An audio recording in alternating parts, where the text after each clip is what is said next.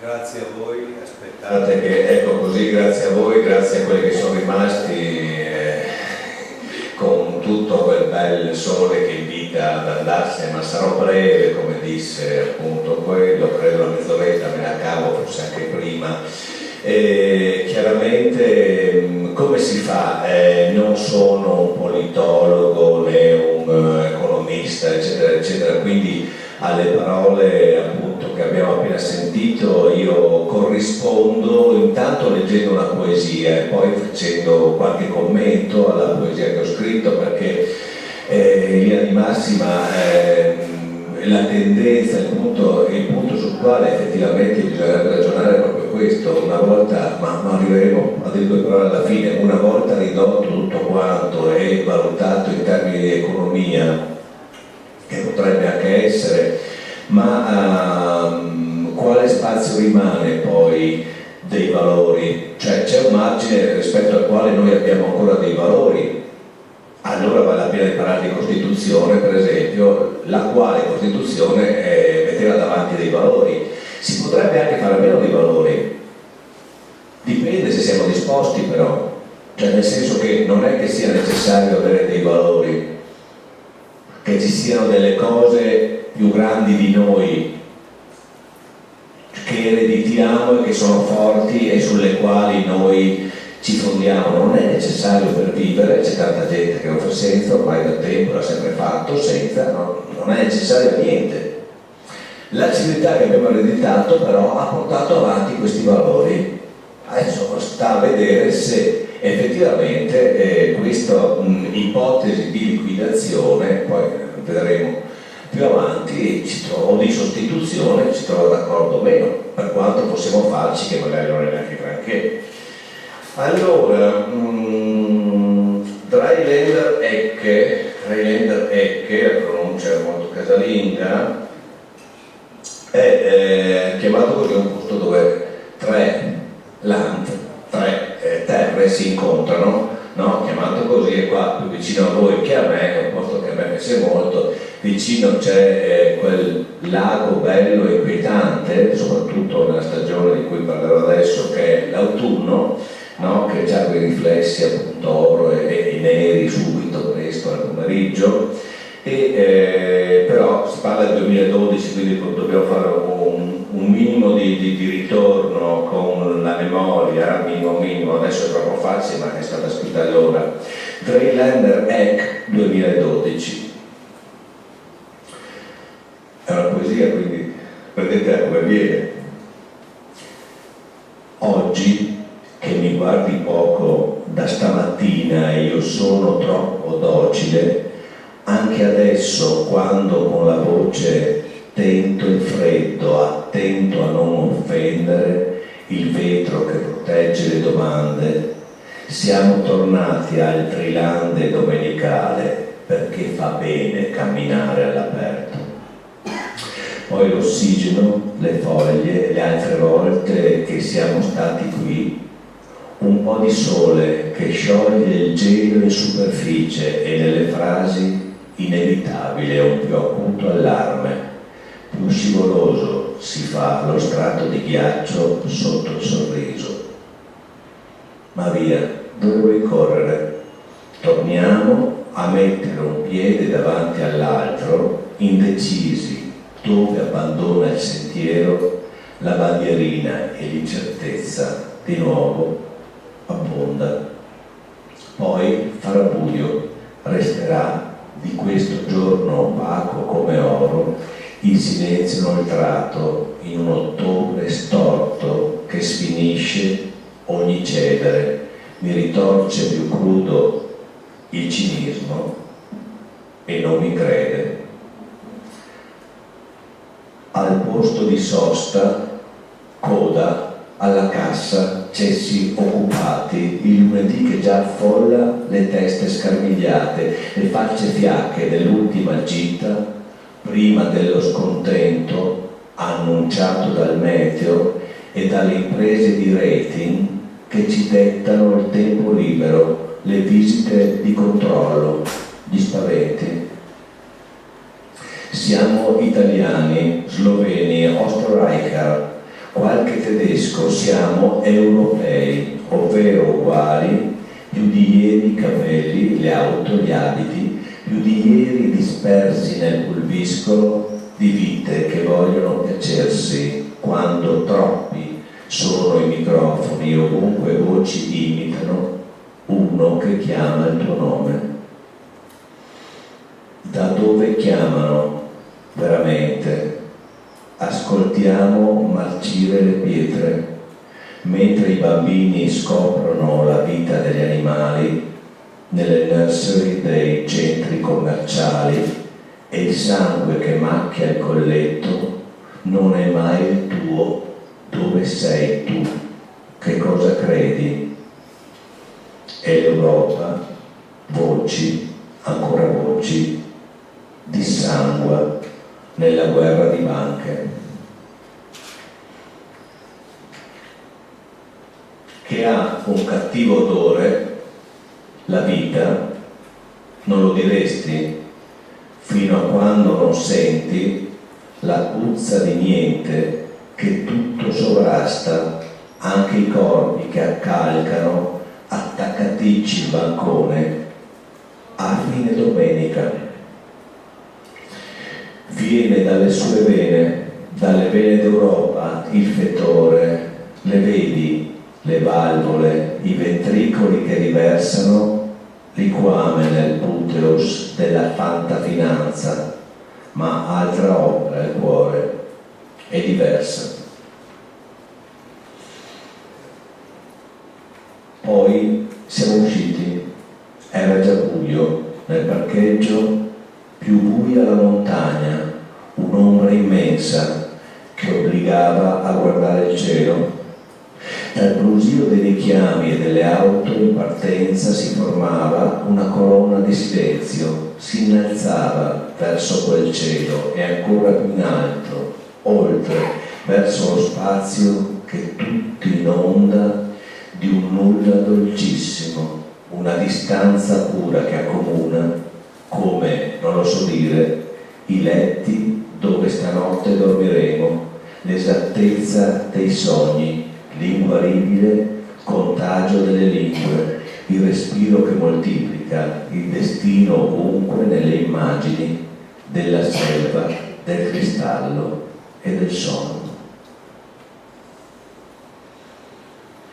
E una, ho portato 2 o 3 poesie, adesso vedo, sono già quasi, forse tutte e 3, e una, non si commentano le proprie poesie, quindi faccio un altro discorso che è quello della constatazione a un certo punto che mentre ci sono forze che appunto pensano forse a un'Europa più vicina, questa Europa più vicina ha un fantasma dell'Europa unita che ancora non si vede, però insomma continuiamo a pensarci.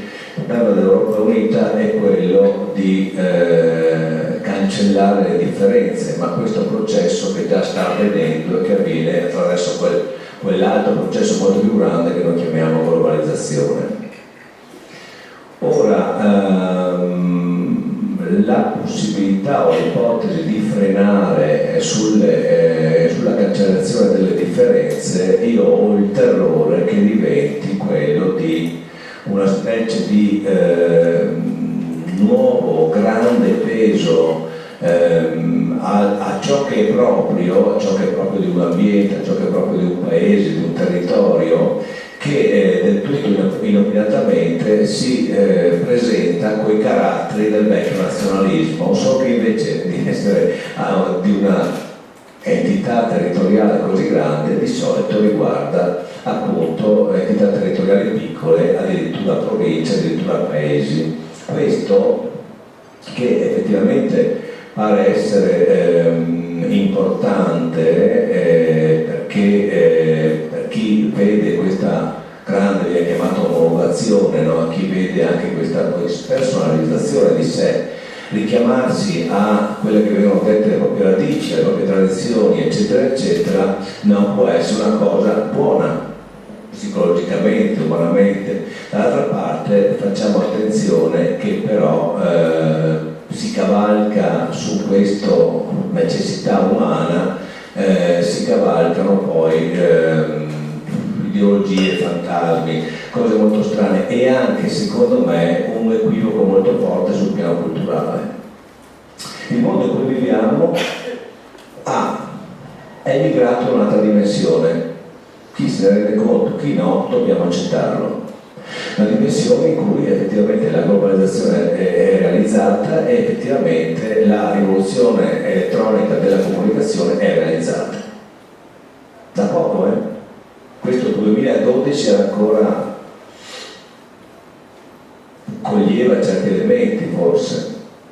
Quindi questo vuol dire che lo sforzo che dobbiamo fare è quello di riportare alle nostre possibilità di conoscenza, di valorizzazione e di controllo quelle cose, quei referenti che ci sono in parte sfuggiti di mano. Possiamo parlare di poesia come di qualsiasi altro sapere o aspetto della cultura, o possiamo parlare anche di politica, tanto non cambia moltissimo il quadro. C'era un sistema che più o meno si era organizzato in un certo modo, dove comunque pensavamo di avere una coscienza e competenza rispetto a ciò che era il basso e l'alto, ciò che era la distanza tra un centro e una periferia e tutto questo tipo di ragionamenti. Questa rivoluzione, quella che viviamo, ha creato una istantaneità e una pulviscolarità dei riferimenti. Pensate, non so se vi è capitato di riflettere alle ultime europee, non tanto quelle comunali, perché ancora alle comunali si fanno dei ragionamenti che sono molto legati al comune, appunto, quindi persone che si conoscono almeno di vista o di cui si sente parlare. Pensate se avessimo votato, ma anche per le elezioni, se andiamo a votare per le elezioni, prima o dopo, per le elezioni nazionali e non votiamo quelli che conosciamo, per come si è sviluppato il discorso politico negli ultimi 2 o 3 anni, cosa andiamo a votare? Perché è stata la pratica politica che abbiamo visto negli ultimi 2 o 3 anni, cosa andiamo a votare? Andiamo a votare sulla base di insulti, andiamo a votare sulla base di situazioni grottesche per cui sappiamo non solo il nome del cane di Berlusconi, ma anche della sua fidanzata adesso, una cagnetta fidanzata, ieri saranno oggi, mi sembra, su uno dei rotocalchi c'è in edicola, in una pagina, questa cosa qua, quindi sappiamo anche chi è la fidanzata. Andiamo sulla base di slogan forcaioli, di denunce, sì, probabilmente tutte vere, probabilmente tutte false, e andiamo a votare chi? Non essendoci più una struttura di partito, i partiti non sono più quello che erano, sono aggregazioni momentanee di interessi. Faccio la proposta, poi leggo un'altra poesia dopo questa proposta. Secondo me oggi i rappresentanti politici dovrebbero essere scelti a estrazione dopo aver stabilito certi requisiti. Chi ha carichi pendenti non può essere estratto a sorte, chi ha carichi pendenti, non chi è condannato in via definitiva, signore, chi ha carichi pendenti non può essere, aspetta un giro di risolvere il suo problema. Diamo un minimo di test che uno ha possibilità, insomma, almeno di leggere e scrivere, anche in braille, e il resto estrazione a sorte. Secondo me ci va molto meglio di adesso. L'unico problema sarebbe quello di modificare il sistema della durata dell'impegno politico, della carica politica, perché 5 anni diventano come quelli di prima. Chiunque, anche stato a sorte in questa realtà, in 5 anni diventa come quelli di prima. Quindi bisognerebbe trovare il modo di creare delle continuità amministrative modificando i decisori in maniera più ogni 2 anni, diciamo, che uno di 3. Tanto, appunto, le cose grosse, quelle importanti, le decidono altrove ormai, non le decide più nessuno in Italia. Quindi fare della buona amministrazione senza rubare potrebbe essere una cosa fatta molto meglio, insomma, di così, ecco, meglio di così. Sono poemetti più o meno fatti di 4 pezzi, non c'entrano niente con quello che dico, però li leggo lo stesso. In realtà ci entrano, anche se a distanza. Qua si parla di qualcosa, per esempio, che ha a che fare con la memoria, su cui mi soffermerò 3 minuti dopo. Si costruisce una specie di storia in questi 4, quindi bisogna stare un po' attenti, ma insomma. Boschetto 38 è il titolo. Ho attraversato il boschetto fino alle fosse, colme d'acqua sparsa di butti scrollati dalla buriana di questa notte. Poi mi sono seduto su un ceppo, respirando, e non so più che sono venuto a fare. Cosa voleva da me il cielo azzurro questa mattina? E dove mi chiama il sentore di resine amare nell'aria che sfiora la fabbrica di cucine, lambisce i tremoli e lo strame e arriva qui? È un giorno di quelli che si vergogna chi non ha un lavoro e si nasconde nei traffici stracchi di un risparmio da poco, nelle chiacchiere alla posta o in un gruppo che s'agita in palestra pur di non stare solo. Come lo so, ora da questo posto si sente tutto. Si percepisce il giorno che rotola le ore e come una copiatrice inceppata ripete il giro a vuoto. Perde fiato così, con la stessa ansia inerte, un compressore spanato in un deserto duri. Da qui so il responso di ogni istante, lo sciame dei bambini del cortile troppo grande, e so il male che uccide nelle aule la farfalla con uno spillo. Ma cosa fa l'odore della canicola agostana a metà di maggio? È come quando l'orizzonte trema nell'alfa di una fata morgana, si vorrebbe essere in viaggio, tornare da dove siamo partiti, non ricordiamo quando, ma è soltanto catrame mentre rifanno il manto gli operai al piazzale di carico. È il catrame fumante, ma quale agosto, che passato o futuro, è catrame, non altro.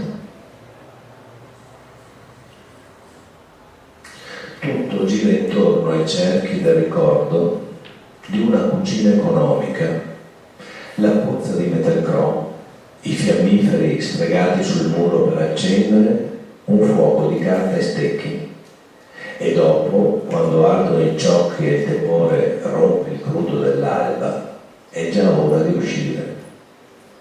Gira, per modo di dire, è una spirale dove ancora mi chiama Nini, il padre di mia madre, e io lo chiamo Nono, ma in fondo a tutti i giri, dove c'è il buco per infilare il ferro e scoperchiare il mondo, c'è un borgo. Impossibile avvicinarsi.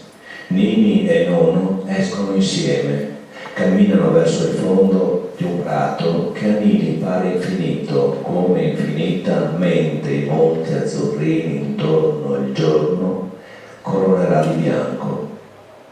Nini porta un rastrello, Nono la falce, e fino a mezzogiorno in punto con le campane Nono racconterà Messina, l'imbarco, il mal di mare che ha visto in faccia la morte. Poi poi dove ha trovato che morire poteva essere dolce, l'Africa, il cielo tutto di stelle, il deserto, gli attendamenti, il capitano di cui Nono era attendente per non uccidere. Poi una guerra vera sul fronte slavo, per non uccidere qui tra fuga viveri, rischio peggiore che stare appostati con l'arma in mano, ma ridividere il pane e la schnapps appena requisiti. Gente poreta come me, ripete, fa ben volere più che dai tuoi. Il ritorno a piedi dopo l'8 settembre fino a Trieste, poi la cattura, il campo di internamento, le biete tolte di bocca ai cavalli, a volte gli scarti dalle trame e il gran finale, fuori dalla fila dei condannati, all'ultimo, per errore, uno scambio di persona, il giorno prima della fuga dei crocchi, le porte aperte e nessuno che applaude alla fine di questo film. Nini leggeva allora i giornalini supereroica. Lì gli uomini veri ammazzavano come matti. Così lui non sapeva bene cosa pensare di quel Nono che aveva diviso il cibo confiscato dai suoi compagni con il nemico. Ma il suo viso era forte, sereno, non quello di un vile. E allora Nini, che non sapeva che anche quella di Nono era, per forza, per un bambino, una storia, credeva di aver capito una grande verità.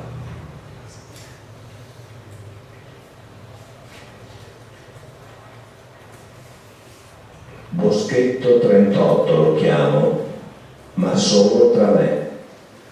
Il tratto d'alberi che separa la statale dai chilometri di monocultura, ieri a mais e oggi a filari da aperitivi, col numero di un'immaginaria mappa militare dove il posto che mi nasconde dal mio peggiore nemico, me stesso, è la data dell'anno che è nata mia madre, che mio nonno, raccontando la guerra per attentissime ore, diceva avere 7 anni quando per lei, più di tutto per lei, doveva ritornare.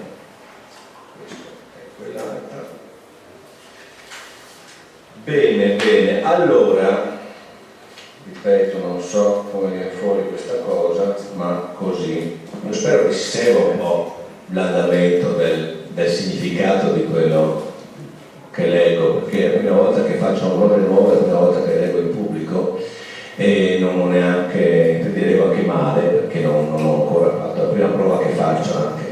Per le poesie siamo abituati, più o meno ognuno se le legge, effettivamente quando per leggere la voce alta bisogna fare anche prepararsi. No, mi soffermo prima proprio poi vi leggo l'ultima e vi lascio andare.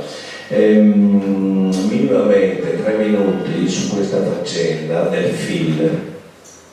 Sapete che no, c'è il PIL, il prodotto interno lordo, e c'è chi, adesso sto a vedere nome e cognome, ma solo per una riflessione, ha pensato di fare una straordinaria trovata e c'è chi corre dietro, no, sempre, i benefattori dell'umanità ce ne sempre troppi, no, purtroppo, no, i benefattori dell'umanità che corrono dietro perché noi possiamo stabilire quindi la felicità interna lorda.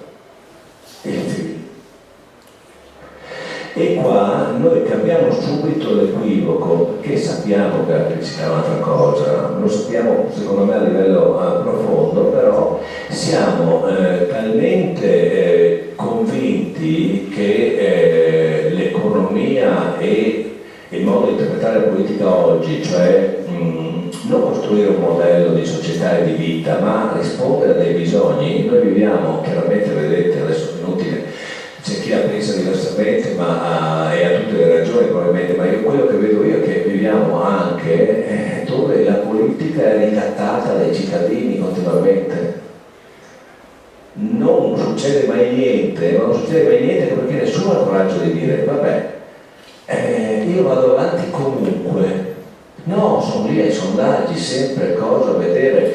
Chiaramente se io faccio un passo avanti e mezzo indietro perché ho sentito che non gli va più bene, che sto perdendo 3 elettori, ormai i cittadini italiani sono viziati.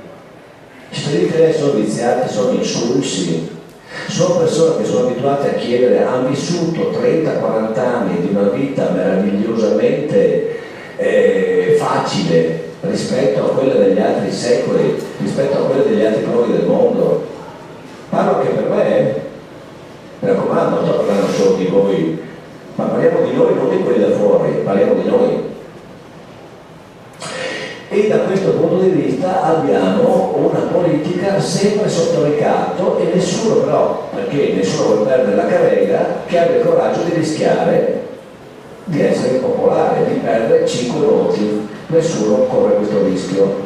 Il risultato qual è? Il risultato qual è? Che quello di cui abbiamo bisogno, veramente non vi seguo più, ma secondo me è una idea di come vivere insieme, di quali obiettivi darsi, anche cose molto grosse. Pensate l'unità d'Italia, pensate che robe, no? Era piena anche lì di truffa, di tutto quanto. Come sempre l'essere umano non è mica buono, l'essere umano persegue i suoi vantaggi, ma ci si aggiusta.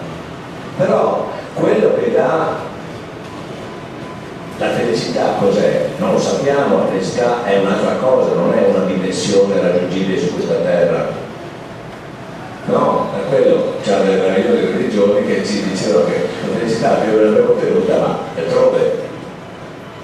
Però c'è qualcosa che è molto simile a sentirsi in gara per la felicità quando abbiamo dei grandi obiettivi nella vita, quando la nostra vita è impegnata per qualcosa che è più grande di noi e è molto forte. Ovviamente se riduciamo tutto all'egoistico conteggio del fatto che potremmo avere, dico 80 euro, potremmo avere anche 80.000 in banca domani, che c'è, non è quello, non è quella la via.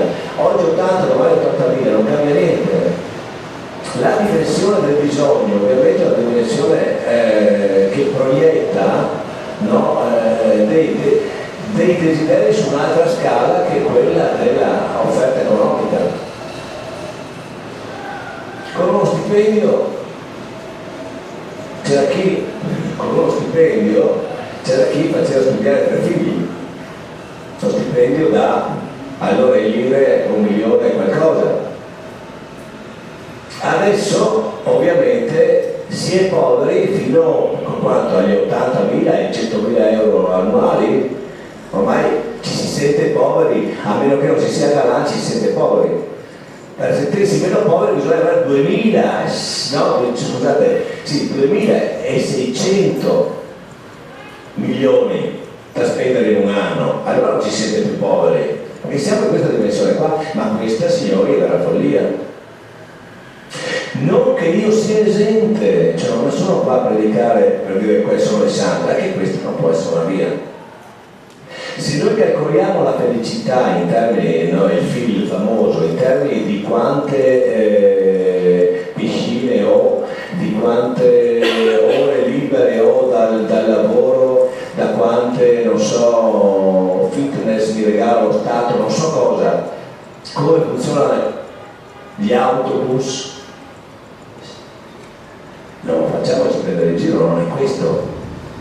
Gli autobus devono funzionare, devo avere la possibilità di fare uno sport, ma questa è un'altra cosa.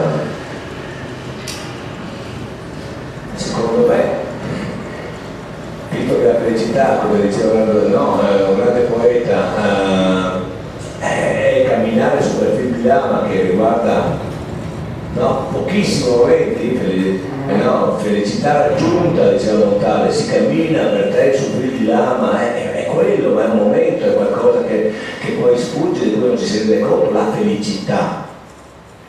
Però esiste perché? Perché è quella cosa che manda il nostro entusiasmo, i nostri desideri al di là degli obiettivi appunto meschinamente raggiungibili, anche attraverso appunto la truffa, la concussione. No, è chiaro che se gli obiettivi sono quelli, avere quella roba lì più distinzione. Più distinzione come li raggiungo? Guardate che questa cosa qua io l'ho percepita personalmente, vi dico anche quando, più o meno svolta del millennio, quando a un certo punto si è cominciato pubblicamente e privatamente a non far più la tara su come uno aveva fatto i soldi. Prima si faceva questo, almeno a casa mia e le persone che frequentavo, le persone che frequentavo io, c'erano quelli che erano farabutti, per cui i loro soldi non contavano perché erano persone comunque disprezzabili, e c'erano quelli invece onesti, eccetera, eccetera. Da un certo punto in poi non è stata più una distinzione valida. E ovviamente se partiamo da qua tutto il resto si può comprare. Allora, invece, bravo, io vi racconto una cosa.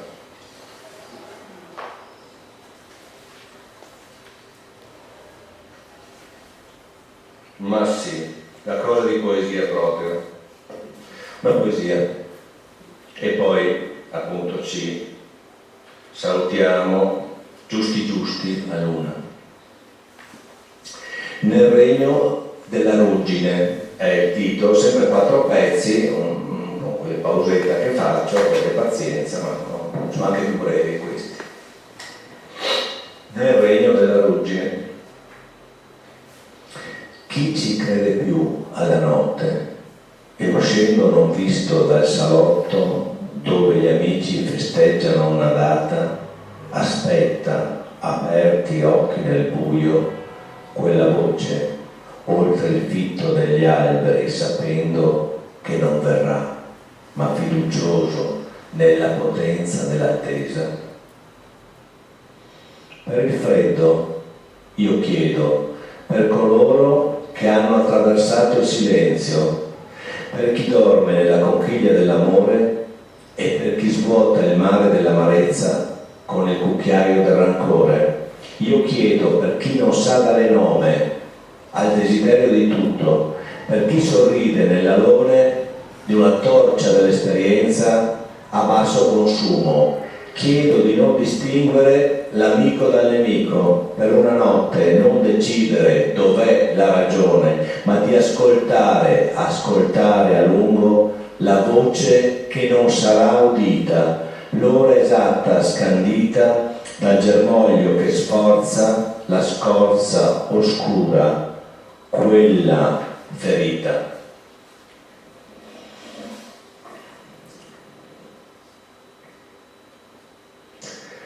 Dove scola l'acqua nera tra i cocci di tegole e i ciuffi di sorgo matto invadono le soglie, sotto i festoni di viticcioli, nell'ombra del vischio annidato sui pioppi, una vita nuova di insetti, di infime vittime e di minuscoli assassini feroci, in agguato perenne tra i tubi, nei crolli dei muri, nelle canalette interrate, ha conquistato il regno della ruggine.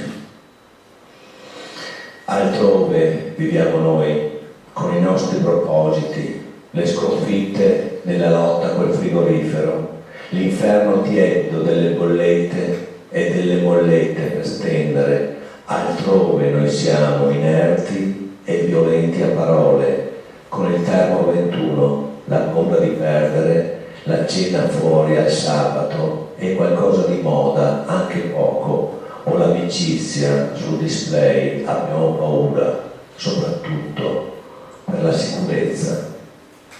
Guardalo quanto va in confusione ascoltando i nostri discorsi il bambino, che non è certo che un giorno avrà la pensione. Nel regno della ruggine, 2 topi nati ieri dentro un materasso rancido godono il calduccio, l'abbondanza, il buon odore della primavera.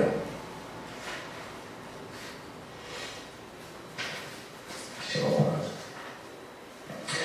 A quelli come me che hanno fatto figli tardi dico: non siate indulgenti come nonni, inveite e ballate con i vostri bambini che vogliono vincervi e non fingetevi giovani, voi che ora gettate lo sguardo sull'altro versante della collina, non sperate di trattenervi sulla cima e non fermate lo slancio, non lascerete nessuna felicità, perché nessuno la possiede.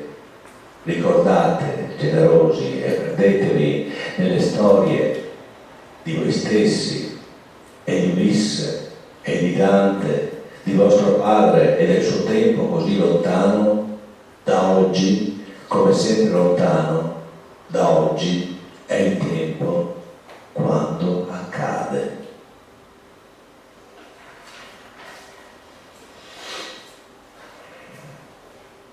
Mi accade una poesia, mi porta via.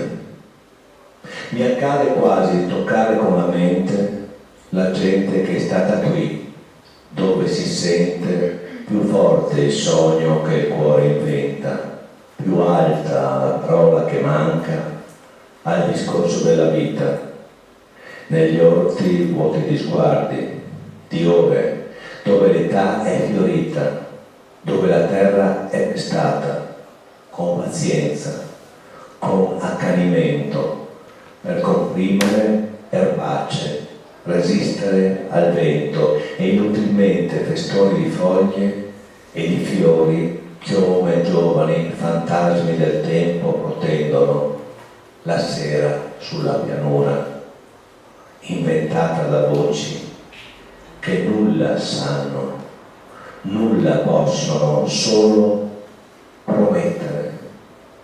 Aspetta, prolunga un desiderio. Lo senti il vento? Che cosa dice il vento? Prolunga un desiderio sulla curva della terra. Grazie.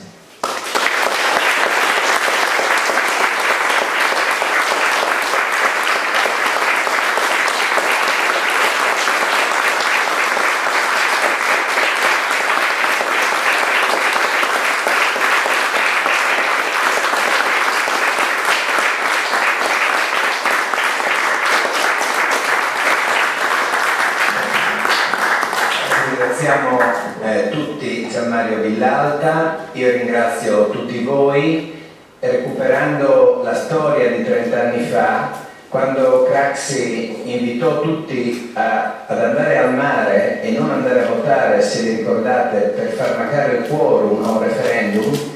Voi oggi, 30 anni dopo, avete fatto la stessa cosa, avete resistito a questa sirena del tempo che vi avrebbe portato naturalmente verso Lignano, Grado o qualche altra meta e avete esercitato fino in fondo così questo diritto, ma anche questo senso civico e questo senso di appartenenza, e io di questo vi ringrazio tutti.